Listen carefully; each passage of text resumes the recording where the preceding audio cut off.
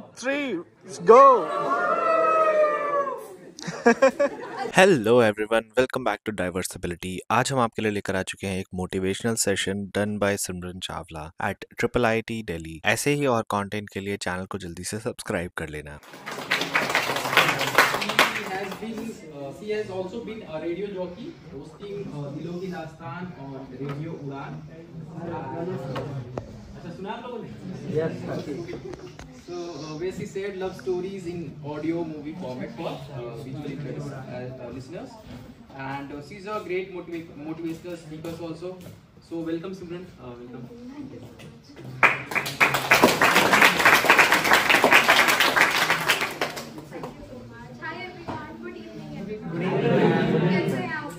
मैं आज सुबह से बहुत एक्साइटेड थी जब मेरे को पता चला कि आज मेरे को यहाँ पर जाना है और आप सबसे बात करनी है। तो आई वाज लाइक कि मैं आपसे क्या क्या शेयर करूँ, क्या क्या बातें करूँ, क्योंकि एक जो सेशन होता है उसमें ये नहीं होता कि सिर्फ मैं ही आपसे लर्निंग शेयर करूँगी। वो एक ऐसा होता है कि आपसे भी मेरे को कुछ सीखने को मिलना है, आपको मैं कुछ सिखाऊंगी, कुछ आप मेरे को लर्निंग शेयर करेंगे। तो हम आज यहाँ पर बैठे हैं, हम आपस में बातें करेंगे, डिस्कशन करेंगे। जो भी आपके क्वेश्चन होंगे, आप जो भी पूछना चाहते हो, जो भी आपको कुछ ऐसा लगता है कि इस चीज़ में आपको थोड़ा सा चैलेंज फेस होता है, तो वो आप मेरे से डेफिनेटली पूछ सकते हो। तो आई थिंक अनुराग सर ने मेरे बारे में आपको थोड़ा बहुत बताया। तो सबसे पहले मैं आपसे ये जानना चाहूँगी, आप सब इंग्लिश में कंफर्टेबल है या हिंदी में?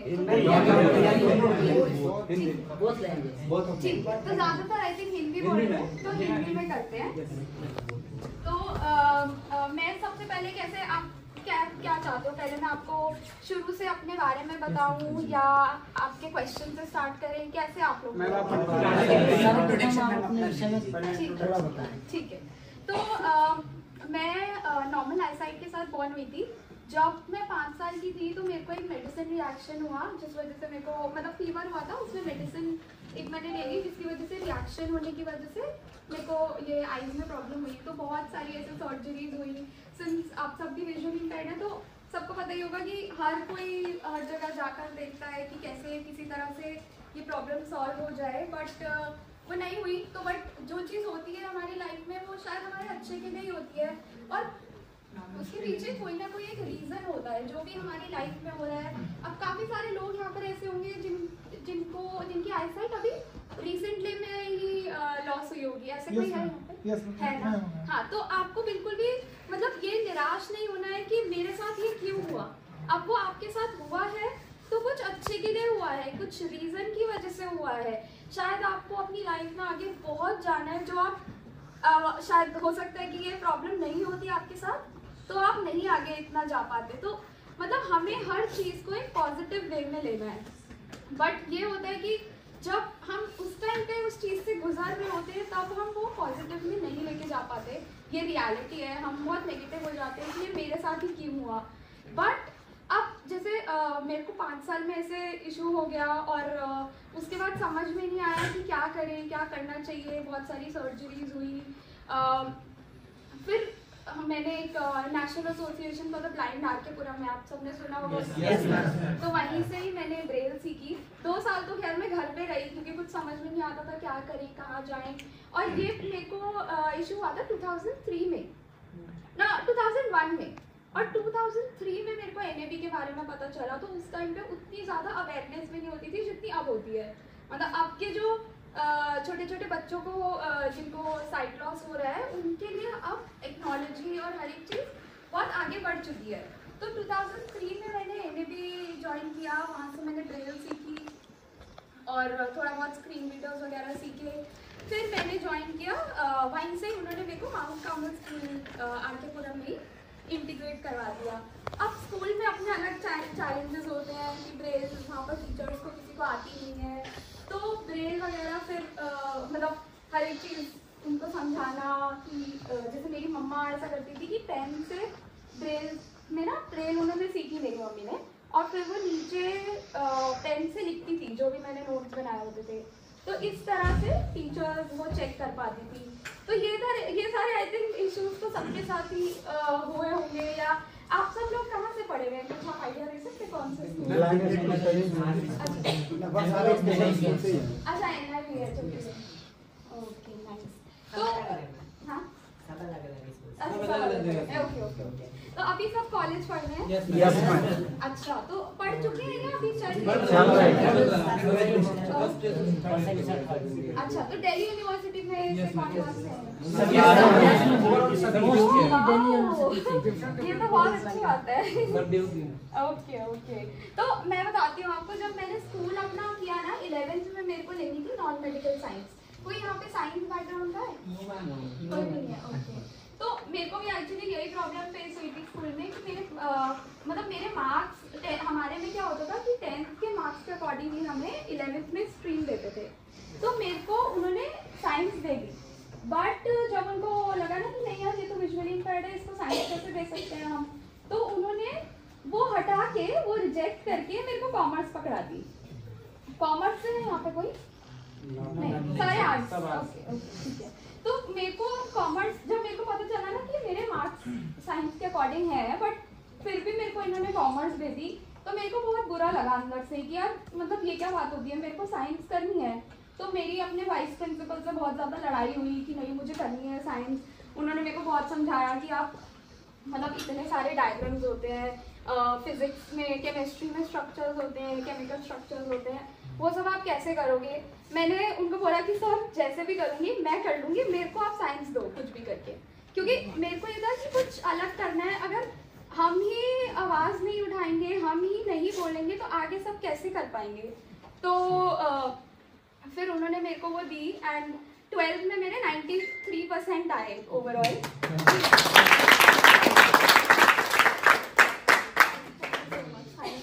तो इसी तरह मतलब बेसिकली हमें देखो, अब रास्ता तो कोई ना कोई जो हमने चूज किया है, अब वो मुश्किल है आसान है, हमें उसके लिए इजी वेज ढूंढने हैं, हमने उसके लिए रास्ते निकालने हैं।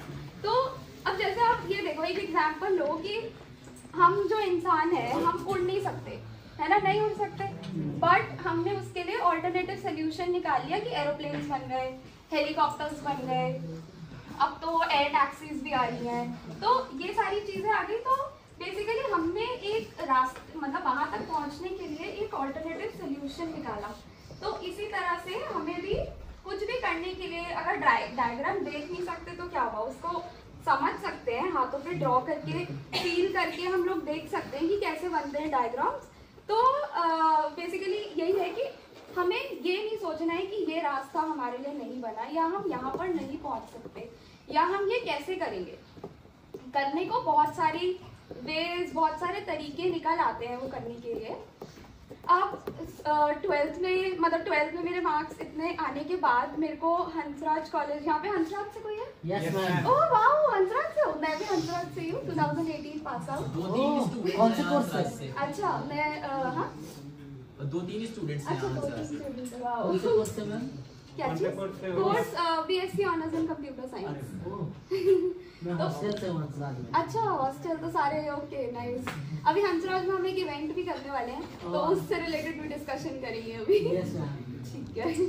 तो अब मेरे को हंसराज में मतलब मेरा कट ऑफ में आ गया था कि कंप्यूटर साइंस के लिए 93 ही चाहिए थी पीडब्ल्यूडीज के लिए, और मेरा मतलब हो गया था। मैंने अप्लाई किया, सुबह जाके पूरा जो प्रोसेस होता है वो सब किया, और मतलब हम सुबह 9 बजे के कॉलेज गए हुए हैं, लाइनों में लग के वो जो सारा प्रोसीजर होता है वो सब हमने कर लिया। अब 5 बजे जाके हम देखते हैं कि हमारा नाम क्यों नहीं आ रहा, वो जो वेरिफिकेशन के लिए आता है। तो मेरी मम्मी ने जब अंदर जाके देखा, तो जो मेरा वाला फॉर्म था ना, उस पर उन्होंने इतना बड़ा सर्कल डाला हुआ था कि रिजेक्टेड।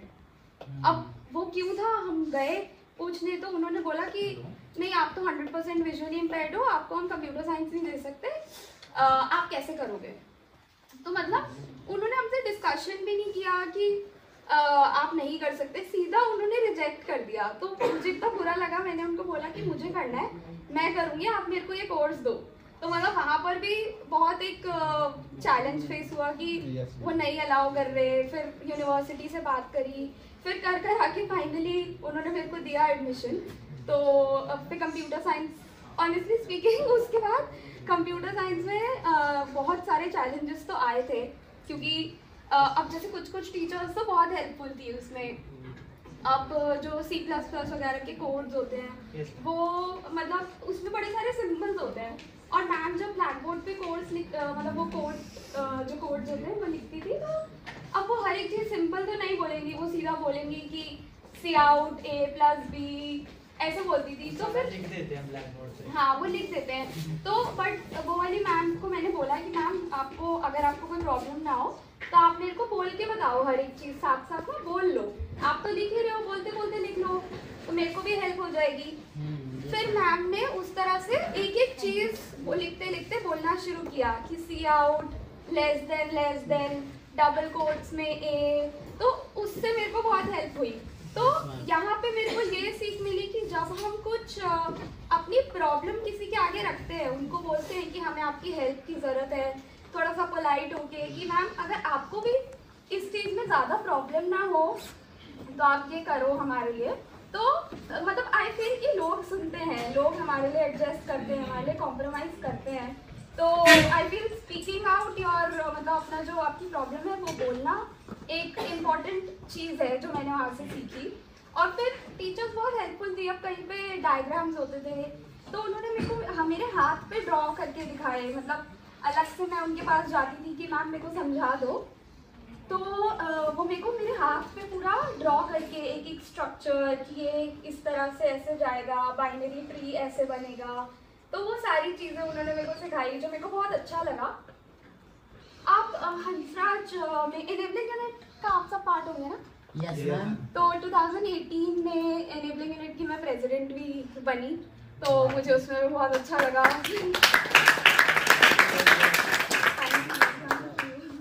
तो वो भी बहुत एक अच्छा एक्सपीरियंस था। उसमें हमने पहल ऑर्गेनाइज किया, जितने भी मतलब कुछ भी आता था, वर्ल्ड साइड डे आया, पोलियो डे आया, केन डे आया, उन सब पे हमने कोशिश करी कि हम इवेंट करके और जो कॉलेज के स्टूडेंट्स हैं उनको भी सेंसिटाइज कर पाए।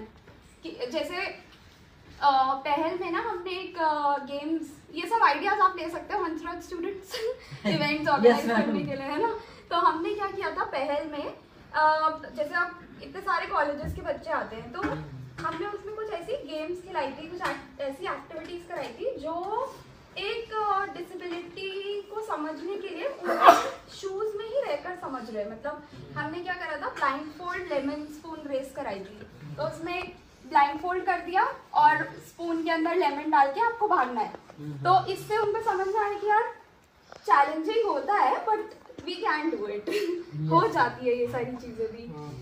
फिर हमने डंशराज मतलब हेडफोन्स लगा के कोई कुछ बोलेगा तो आपको पहचानना है, ये हियरिंग इम्पेयर्ड के लिए हुआ। ऐसे ही वो जो 3 लेग रेस होती है कि आपको एक पैर पे ही चलना है, उससे लोकोमोटर डिसेबिलिटी के लिए सेंसिटाइजेशन हुई।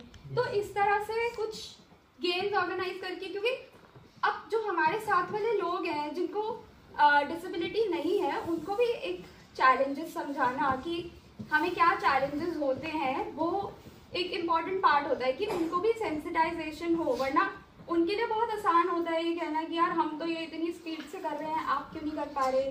तो एक सेंसिटाइजेशन बहुत ज़रूरी होती है। तो वो हमारी कोशिश थी कि हम उस इवेंट के थ्रू करें और काफ़ी लोगों को वो पसंद भी आया। फिर मेरे कॉलेज के साथ साथ में ही ना एक इवेंट हुआ था, प्रिंसेस इंडिया 2016-17।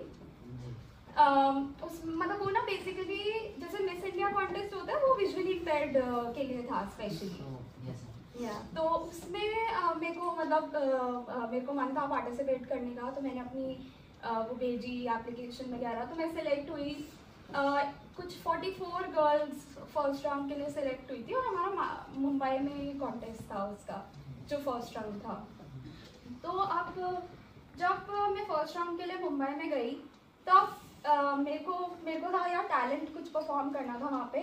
और उस टाइम में ना मतलब इतना ज़्यादा कॉन्फिडेंस, इतना ज़्यादा वो सब नहीं होता था। मतलब मुझे तो बहुत डर लगता था स्टेज पे जाने से, कुछ भी बोलने से। तो जब मैं वहाँ पर गई तो मैंने कहा टैलेंट क्या परफॉर्म करा जाए, मैं क्या कर सकती हूँ परफॉर्म।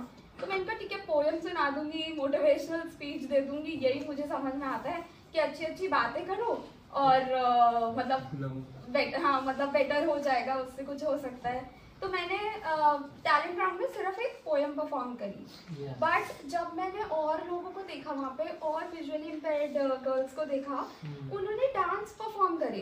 तो मैं एकदम ऐसे मैंने कहा यार सेट कुछ भी नहीं था, ये क्या है, लोग तो मतलब डांस कर रहे हैं, लोग और भी चीजें कर रहे हैं। इसमें क्या मैम ऐसे ही मैं भी अपने कॉलेज में फर्स्ट बार सप्तती कॉलेज में इस बार कंपटीशन कराया गया था। हाँ। उसमें मैम ब्लाइंड लड़कियां बहुत अच्छा डांस, मतलब हाँ। ये फील ही नहीं हो रहा था कि वो नॉर्मल कर रहे हैं या बिल्कुल ब्लाइंड कर रहे हैं। बिल्कुल, हाँ मैंने खुद देखा था। वही तो, मेरे को उनसे बहुत इंस्पिरेशन मिली, मोटिवेशन मिली कि यार अगर ये कर सकते हैं तो मैं भी तो कर सकती हूँ। तो आप किसी का कोई क्वेश्चन है? No ma'am. अभी या ठीक है। तो उसके बाद जब वो फर्स्ट राउंड हो गया तो अब 1-2 महीने बाद उसका रिजल्ट आना था फाइनल राउंड के लिए। तो जब मुझे पता चला कि मैं भी फाइनल राउंड के लिए सिलेक्ट हो गई हूँ, तो अब मेरे को था कि यार मेरे को भी डांस करना है, कुछ भी हो जाए मुझे भी करना है अब डांस। तो मानोगे नहीं, मैं इतने सारे कोरियोग्राफर्स के पास गई, बट सबका यही जवाब था कि आपको सिखाएंगे कैसे हम डांस। और मुझे डांस की ABCD नहीं आती, मुझे कुछ नहीं पता कि यार हाथ कैसे हिलाने हैं, पैरों में कैसे करना है। कई लोगों का होता है ना कि नेचुरली ही उनको अंदर से वो डांस वाले, वो गाना सुनते ही वो डांस करने लग जाते हैं। तो मेरे को कुछ नहीं आता था उसमें, एक चीज भी नहीं आती थी। तो सारे कोरियोग्राफर्स, एक ने तो मेरे को बोला मैं आपको थोड़े दिन में आपका एक ट्रायल लूंगी और फिर आपको बताऊंगी। अब उसको पता नहीं क्या हुआ, वो मेरे को कॉल करके बोलती है कि ना आपको सिखाने में बहुत टाइम लगेगा, मेरे पास और बहुत सारे प्रोजेक्ट्स हैं, मैं आपको सिखा नहीं सकती। अब मतलब बिना ट्रायल लिए उनको कैसे पता कि मुझे सिखाने में टाइम लगेगा? क्या पता मेरी लर्निंग पावर स्ट्रांग हो और लोगों से ज़्यादा स्ट्रांग हो। आप सिखा के तो देखो, एक ट्रायल तो लेके देखो।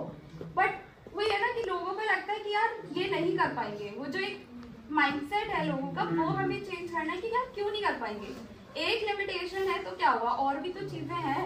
मतलब जस्ट बिकॉज मैं देख नहीं सकती इसका मतलब ये थोड़ी है कि मैं समझ नहीं सकती। मेरे को आप अगर हाथों से दिखाओगे कि कैसे करना है, मैं वो नहीं कर पाऊंगी।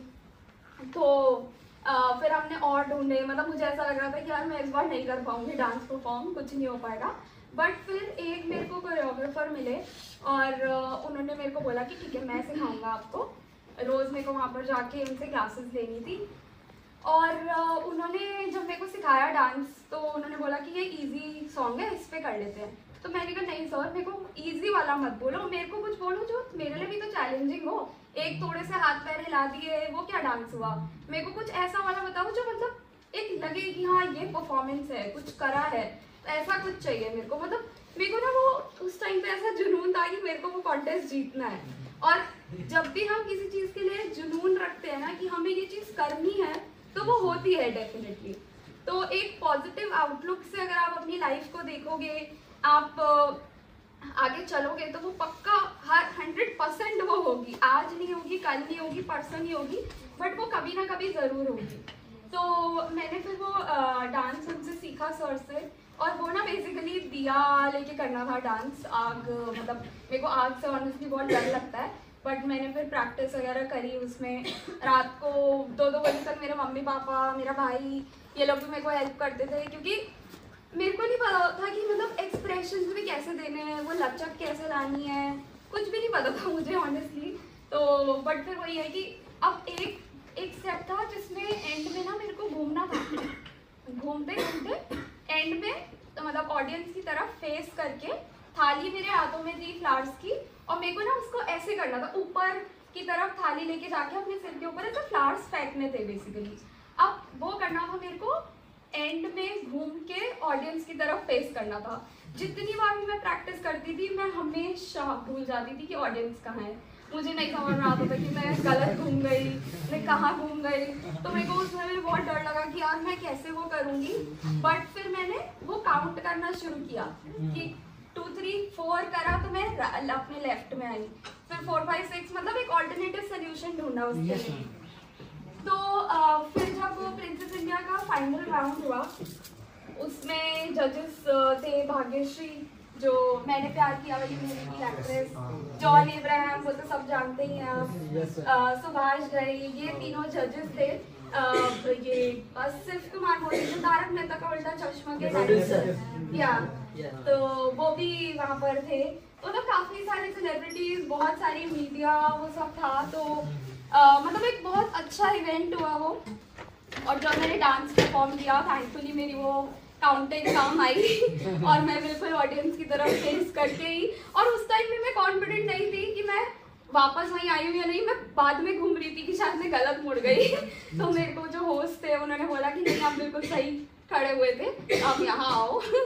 तो वो था। फिर एक रैंप वॉक हुआ, उसमें रैंप वॉक राउंड था। रैंप वॉक के लिए हमें ट्रेनिंग उनकी तरफ से ही मिली थी जिन्होंने ये इवेंट ऑर्गेनाइज किया था। तो वो 10 दिन की ट्रेनिंग थी। और अब जब ये सब हो गया ना तो मुझे लग रहा था कि यार मेरे को पता नहीं, रिजल्ट जब अनाउंस हो रहे थे धक धक हो रही कि शायद 3rd नंबर पे मेरा नाम आएगा। 3rd जो विनर अनाउंस हुआ उसमें मेरा नाम नहीं था। अब मुझे लगा 2nd में तो मैं आ ही जाऊंगी पक्का। 2nd अनाउंस हुआ उसमें भी मेरा नाम नहीं था। अब जब 1st आना था तो मेरे को लगा कि यार नहीं, मुझे लगता है मेरे से ज़्यादा अच्छे यहाँ पे लोग हैं, तो जो भी डिजर्व करता होगा उसको मिले ये। बट जब वो 1st विनर में मेरा नाम अनाउंस हुआ तो ऐसा लग रहा था कि यार मतलब इट्स लाइक जॉन इब्राहिम ने मेरे को उस टाइम पे क्राउन किया। तो एक वो मोमेंट होता है ना कि जो आप कभी भूल नहीं सकते हो, वो वाला एक मोमेंट हुआ। और तब मेरे को रियलाइज हुआ कि यार मतलब एक जो जुनून था मेरे अंदर कि मेरे को ये चीज़ करनी है, वो मेरे को यहाँ तक लेके आई। तो मैं वही आप सबसे यही बोलना चाहती हूँ कि अगर कोई आपका ऐसा कोई सपना है, आपका कुछ ऐसा है कि आपको ये चीज़ करनी है, तो आपको वो करनी है। बीच में चैलेंजेस आएंगे, बहुत सारी मुश्किलें आएंगी, बहुत सारे ऐसे रुकावटें आएंगी, बट अगर आप अटल रहे उस चीज़ पे कि नहीं मुझे ये करना है, तो वो आप डेफिनेटली कर पाओगे। तो ये हुआ। उसके बाद भी बहुत सारे चैलेंजेस आए। फिर मैंने अपना जॉब शुरू कर ली धीरे धीरे करके। इतनी सारी कंपनीज में तो ऐसा हुआ कि जैसे ही उनको पता चला कि ये विजुअली इम्पेयर्ड है, उन्होंने इंटरव्यू लेने से ही मना कर दिया कि हम इंटरव्यू भी मतलब हम आपको बताएंगे कॉल करके। डायरेक्टली मना नहीं किया कि हम आपको बताएंगे कब आना है आपको। यही होता है ना। हाँ, यही होता है। तो कॉल करते रहे। हाँ, फिर कुछ नहीं होता है। तो उसके बाद फिर एक यूएस के स्टार्टअप रोबोजन इनकॉर्पोरेटेड था, उनसे मेरे को आया कि ऑनलाइन ही काम करना है। तो मैंने फिर वहाँ पे ज्वाइन किया, वो हो गया फाइनली। तो पे भी डिसेंट था उसमें, क्योंकि यूएस का था तो उनको तो कुछ ज़्यादा फर्क भी नहीं पड़ता है, उनके लिए तो कम था बट हमारे लिए ठीक था। तो उसमें फिर मतलब रोबोट की कॉन्वर्सेशन लिखनी थी, तो वो सब डिफरेंट लिखी। उससे सीखने को मिला कि यूज़र एक्सपीरियंस कैसा होता है। फिर एक टेक स्टार्टअप ने मेरे को खुद ही रीच किया कि उन्होंने कोई जैसे एक्सेस इंडिया, आप सबको पता है एक्सेस इंडिया का पार्ट है? नाम सुना है बस, नाम ज़्यादा नहीं पता है। अच्छा। तो एक्सेस इंडिया पे अगर आप लोग नहीं हो तो वो ज्वाइन जरूर करना। वो विजुअली इम्पेयर्ड की एक मेलिंग लिस्ट है, उस पर मतलब आप सबसे कनेक्टेड रह सकते हो। तो मैंने भी वहाँ पे ये रोबोजन से रिलेटेड मेरे को कुछ काम था, कुछ हेल्प चाहिए थी, तो वहाँ पे मैंने डाला। तो उसके थ्रू एक टेक स्टार्टअप को मेरे बारे में पता चला और फिर उन्होंने मेरे को रीच आउट किया कि आपके लिए हमारे पास जॉब अपॉर्चुनिटी है, आप यहाँ पर आओ और एक इंटरव्यू वगैरह दो। तो फिर वहाँ पे लुई वॉइस कंट्रोल किसी ने सुना? लुई वॉइस है ना, तो उसमें मैं ही उसकी जो कॉन्वर्सेशंस आप सुनते थे वो सब मैंने ही लिखी हुई हैं लुई के। उसमें मैं यूज़र एक्सपीरियंस में फिर मैंने ज्वाइन किया। तो वो एक अलग एक्सपीरियंस था। 2 साल मैंने वहाँ पे काम करे, पूरा उसकी वो कॉन्वर्सेशंस लिखनी कि अगर आप लुई बोल रहे हो, लू बोल रहे हो, कुछ भी बोल रहे हो तो वो कैच करना चाहिए उस तरह से। वो खुद से समझ के चीज़ें, कुछ गूगल से सीख के हर एक चीज़ करके वो हुआ। फिर उसके बाद थोड़ा सा मैंने डिजिटल मार्केटिंग में मेरे को इंटरेस्ट था, सोशल मीडिया वगैरह में, उसमें थोड़ा सा काम किया। और अब मैं एटिपिकल एडवांटेज में हूँ। एटिपिकल एडवांटेज में मैं कम्युनिटी पार्टनरशिप सेट कर रही हूँ। जैसे NGOs होते हैं बहुत सारे, उनके साथ पार्टनरशिप्स करना, कॉलेजेस के साथ पार्टनरशिप्स करना, ये मेरा काम है। और अब मैं आपको बताती हूँ कि एटिपिकल एडवांटेज क्या करता है। तो एटिपिकल एडवांटेज एक इंडिया का लार्जेस्ट लाइवलीहुड प्लेटफॉर्म है पीपल विद डिसेबिलिटीज़ के लिए। और हमारे पास मतलब आप समझ लो 30,000 से ज़्यादा पीपल विद डिसेबिलिटीज़ ऑलरेडी जुड़े हुए हैं। और हम उनको जैसे लाइवलीहुड अपॉर्चुनिटीज़ प्रोवाइड करना, एम्प्लॉयमेंट अपॉर्चुनिटीज़ प्रोवाइड करना, वो एटिपिकल एडवांटेज हम लोग करते हैं। इसमें अब एक तो हमारे पास काफ़ी सारे वर्टिकल्स हैं। एक वर्टिकल है जिसमें हमने 400 से ज़्यादा कॉर्पोरेट्स के साथ पार्टनरशिप करी है। और हम पीपल विद डिसेबिलिटीज़ को प्लेस कराते हैं उन कॉर्पोरेट्स में। तो अभी तक हम 5000 से ज़्यादा पर्सन विद डिसेबिलिटीज़ को एम्प्लॉयमेंट अपॉर्चुनिटीज़ प्रोवाइड कर चुके हैं इस वर्टिकल के थ्रू। और एक और जो वर्टिकल है वो है एक्सपीरियंसेस वर्टिकल। अब इसके अंदर आप में से कोई यहाँ पे जो बहुत अच्छा गाना गाता हो, डांस करता हो, या पोइट्री बहुत अच्छी किसी की हो, स्टैंड अप कॉमेडी करता हो, कोई ऐसा टैलेंट? मैं भी रोशन है, कविता बहुत अच्छा। अच्छा, और गाना मैं गाता हूँ। गाते भी हो? हाँ जी। Oh wow. तो अब हमारा जो एटिपिकल एडवांटेज है, आपने किसी ने सुना है एटिपिकल के बारे में? ओह वाओ, किसने सुना है? नहीं। अच्छा, यस किसने बोला था? अच्छा, तो मंडली सुना आपने? क्या बताइए इसके बारे में, क्या पता आपको? जैसे मेरे को अवेयरनेस पहले काफ़ी कम था डिसेबिलिटी के बारे में, तो मैंने एक्सप्लोर किया था काफ़ी सारी चीज़ें आफ्टर माई क्लास। अच्छा। तो मैंने टिपिकल एडवांटेज को भी एक्सप्लोर किया था उसमें। क्या करा था? अच्छा, एक्सप्लोर करा था। ओके। तो एटिपिकल एडवांटेज में जैसे अब जितने भी लोग यहाँ पे गाना गाते हैं, डांस करते हैं, हम उनको अपने प्लेटफॉर्म पे रजिस्टर करते हैं, और जो भी कोई शोज होते हैं उसमें वो लोग जब पार्टिसिपेट करते हैं तो उनको मतलब बेसिकली पेड अपॉर्चुनिटीज़ मिलती है। तो एक ये भी एक वे है अर्न करने का। तो जैसे कोई परफॉर्मर है जो शोज ढूंढ रहा है, तो हम उनको हेल्प करते हैं शोज दिलवाने में, पेड शोज दिलवाने में। तो इसके थ्रू भी एक अर्निंग हो पाती है। इसी तरह से एक आर्ट वर्टिकल है। तो आर्ट वर्टिकल आई थिंक हमारे लिए तो रेलेवेंट नहीं है, बट जो लोग हियरिंग इम्पेयर्ड है, जो पीपल विद ऑटिज्म है, उनके पास जो एक कम्युनिकेशन का वे होता है वो आर्ट के थ्रू ही होता है। और काफ़ी सारे लोग बहुत अच्छा अच्छा आर्ट वर्क बनाते हैं, पेंटिंग्स बनाते हैं। तो हम किसी का कोई क्वेश्चन है? No ma'am. तो वो जो आर्ट वर्टिकल है उसके थ्रू हम आर्ट पेंटिंग्स जैसे कोई अपनी सेल करना चाहता है तो हम कोशिश करते हैं कि वो सेल हो पाए। अभी एक हमने लंदन में आर्ट एग्जीबिशन करी थी, उसमें 150 प्लस आर्टिस्ट विद डिसेबिलिटीज़ ने पार्टिसिपेट किया और 100 से ज़्यादा पेंटिंग सेल भी हो गई। तो इस तरह से हम लोग ये काम करते हैं। ट्रेनिंग्स भी हम प्रोवाइड करते हैं एटिपिकल अकेडमी में। तो जैसे एक्सेल एडवांस कोर्स करना है आपको, और ये सब हम ऑनलाइन प्रोवाइड करते हैं। तो अगर आप में से कोई ट्रेनिंग किसी चीज़ की लेना चाहते हैं, अपनी इंग्लिश इम्प्रूव करना चाहते हैं, तो वो भी हमारे पास इंग्लिश मास्टर कोर्स भी होता है, तो उसके लिए भी हम लोग डिस्कस कर सकते हैं। मैम बेसिक तो इसमें कैसे जुड़ना है? ये मैं आपसे आप मेरे को ईमेल में आपको दे दूंगी, तो आप मेरे को अपना उसमें रेज्यूमे भेज सकते हैं, तो उससे फिर हम लोग आपको रजिस्टर कर देंगे अपने प्लेटफॉर्म पे। अगर आपको जैसे आप कितने लोग हैं यहाँ पे जो फाइनल ईयर में हैं? यस। कितने लोग हैं? कौन कौन यहाँ पे फाइनल ईयर में है? Yes ma'am. काफी सारे लोग हैं। काफी सारे। ठीक है, नहीं, तो 3-4 लोग ही हैं। 4-5 लोग हैं। 4-5 लोग हैं। तो मतलब आप 2025 में पास आउट हो जाओगे।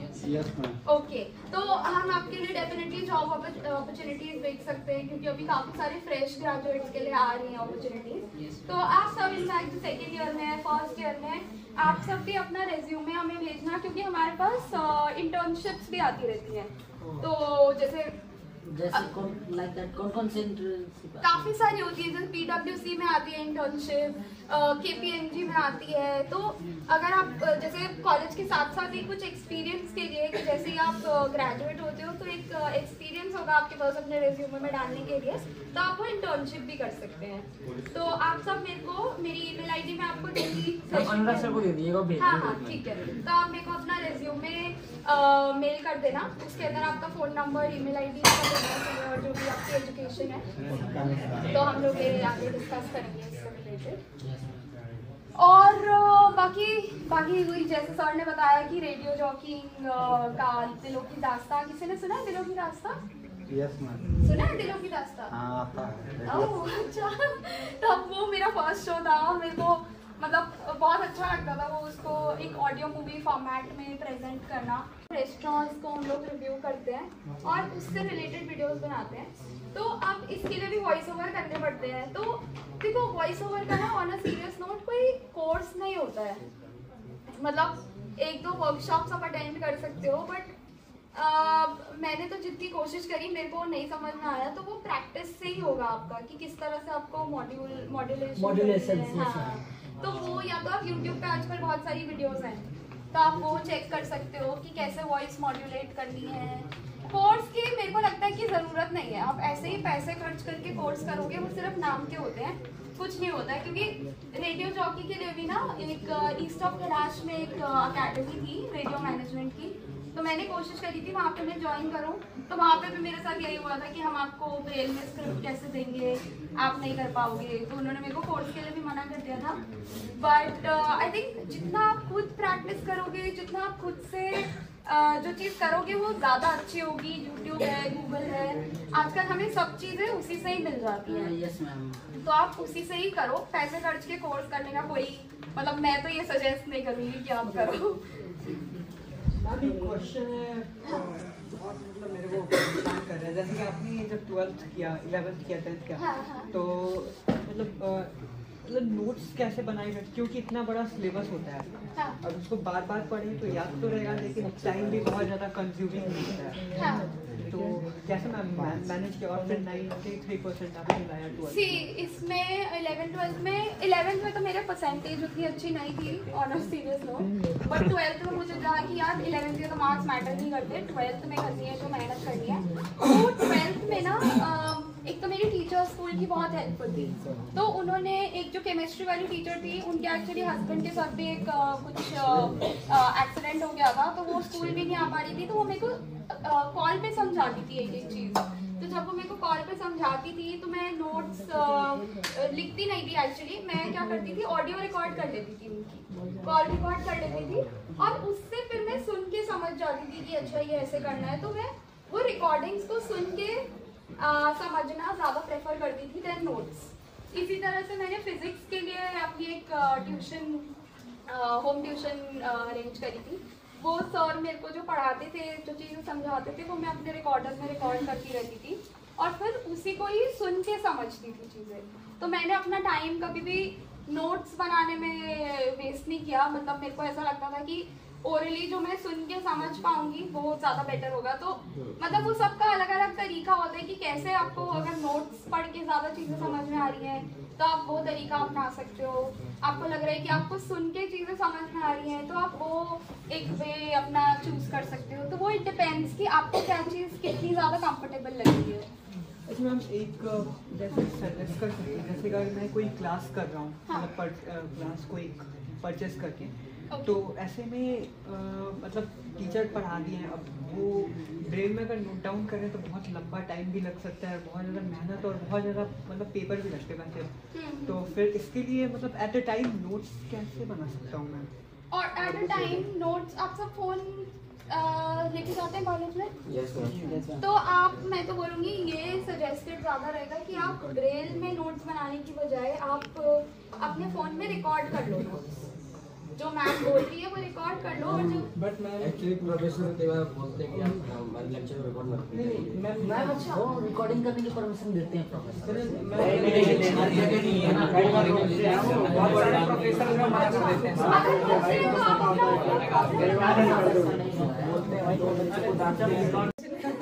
बढ़िया मैम, अच्छे से बताइए। देखो मैं आपको बताती हूँ, अब जैसे हमारा यूट्यूब चैनल है, ठीक है, अब ऑब्वियसली मैं यूट्यूब चैनल पे अपना वीडियो बनाते हैं आप लोग, तो मैं बोलती हूँ हर चीज़ वीडियोस में, तो फेस भी दिखता है। मेरे ना जो आईज में प्रॉब्लम है उससे पता चलता है कि कोई ना कोई प्रॉब्लम है, मतलब मेरी एक लेफ्ट आई जो है वो पूरी चिपकी हुई है, तो राइट आई एक खुली हुई दिखती है, लेफ्ट आई चिपकी हुई दिखती है। तो वो जब वीडियोस में ऐसा दिखता है ना तो लोग बहुत नेगेटिव कमेंट्स करते हैं कि मतलब आप लो ये नहीं, मतलब आपकी आईज में क्या हुआ, आप ऐसे क्यों हो, आप ऐसे क्यों हो, आप भूत की तरह लग रहे हो, मतलब ऐसे भी कमेंट्स आते हैं, नेगेटिव कमेंट्स भी आते हैं। तो वो ना मतलब लोगों का माइंडसेट है। अब मेरे को भी, अगर मैं भी सोचूं तो मैं भी यार अपना चैनल बंद कर सकती हूँ यार, लोग ऐसे कमेंट कर रहे हैं, नेगेटिव कमेंट्स आ रहे हैं। तो मेरा जो फ्रेंड यहाँ पे आज आया भी हुआ है सुधांशु, वो मेरे को उसने बोला कि देख सिमरन, अगर नेगेटिव कमेंट्स आ रहे हैं ना, इसका मतलब ये है कि हम लोग कहीं ना कहीं तो पहुंच गए हैं। तो अगर आपको नेगेटिव कमेंट्स मिल रहे हैं या कुछ आपको मतलब ऐसा लग रहा है कि नेगेटिविटी आपके पास ज़्यादा आ रही है, तो आप अपने आप को और पॉजिटिव करते जाओ कि नेगेटिव गायब हो जाए, नेगेटिविटी गायब हो जाए। अब जैसे पॉजिटिव रहने के लिए मेनली ये होता है कि आप नेगेटिव कमेंट्स को इग्नोर करो और पॉजिटिव जो आपके साथ हो रही है चीज़ें, पॉजिटिव जो चीज़ें हैं उस पर ज़्यादा फोकस करो। तो उससे क्या होगा कि आपको नेगेटिविटी ना एक दिन दिखनी ही बंद हो जाएगी। आपको लगेगा कि यार सब कुछ तो पॉजिटिव है मेरे अराउंड, नेगेटिव है क्या? वो नेगेटिव बिल्कुल नेग्लिजिबल रह जाएगी वो नेगेटिविटी। तो hope I was able to answer your question. अगर आपको लग रहा है कि कुछ और मतलब क्वेश्चन था आपका और मैंने कुछ और समझा तो आप बोल सकते हो। नहीं, ठीक है। मैम आपके YouTube चैनल का नाम क्या है? YouTube चैनल का नाम सिमरन चावला ब्लॉग्स है। मैम आपको स्टीवन जॉनसन सिंड्रोम है? हाँ राइट। मेरे को सेम हुआ। अच्छा, आपको भी सेम हुई? 3 इयर्स। अच्छा, 3 इयर्स में। हाँ, मैंने काफ़ी सारे ऐसे 2-3 मेरे और फ्रेंड्स हैं जिनको सेम प्रॉब्लम है। जैसे सर ने आपके इंट्रोडक्शन में बताया कि आप कुकिंग चैनल चलाते हैं, कुकिंग करते हैं। नहीं, कुकिंग नहीं करते। तो ये चीज़ मैं क्लियर कर देती हूँ सबको कि कुकिंग में आई एम वेरी बैड क्या, मेरे को कुकिंग में कुछ भी नहीं आता है। मेरे को सिर्फ खाना पसंद है, तो मैं बनाना पसंद है। आपके फ्रेंड जो हाँ जी, फ्रेंड आपके हेल्प तो करता है खाना बनाने में? नहीं, हम अपने हमारा जो चैनल है ना, हम क्या करते हैं, जैसे रेस्टोरेंट्स हैं, कैफेज हैं, कॉफ़ी शॉप्स हैं, उसमें विजिट करते हैं, उनका खाना टेस्ट करते हैं, उनके एम्बियंस से रिलेटेड चीज़ें बताते हैं, खाने का जो मतलब बना बनाया खाना है कैफेज में उसका रिव्यू करते हैं, खुद नहीं बनाते। मैं आज 20,000